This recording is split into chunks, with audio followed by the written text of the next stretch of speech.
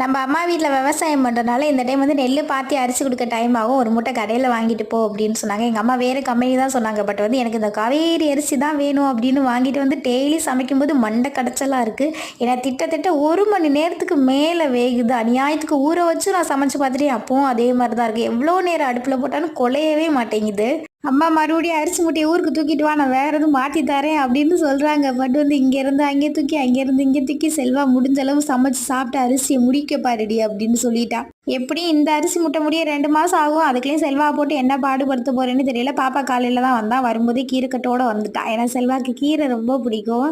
சமைச்சிட்டு இருக்கும்போதெல்லாம் சாப்பாடு ரெடி ஆயிடுச்சா, பசிக்குது பசிக்குதுன்னு சொல்லிட்டே இருப்பான். பட் வந்து சாப்பாடு இல்லாமல் ரெடி பண்ணி முன்னாடி வச்சதுக்கு அப்புறம் தான், ஐயோ அதுக்குள்ளே ரெடி ஆயிடுச்சா, நான் ஓடி போய் ஃப்ரெஷ் ஆகிட்டு வந்துடுறேன் அப்படின்னு சொல்லிட்டு போவேன். இவன் திருந்தவே மாட்டேன், இவன் எப்போ அப்படி தான். கீரை நல்லா இருந்தது, பட் லைட்டாக உப்பு தான் கூடின மாதிரி இருந்தது. இன்னைக்கு சொல்கிற மாதிரி ஒரு வேலை இல்லை, கொஞ்சம் நேரம் நம்மளும் தூங்குவோம். இன்னைக்கு நம்ம ஃபேமிலியில் ரிதன்யாஸ்ரீ, அபினவ், கிரிஷ், ஜெயபிரியா, ரம்யா அவங்களுக்கு இனிய பிறந்தநாள் வாழ்த்துக்கள்.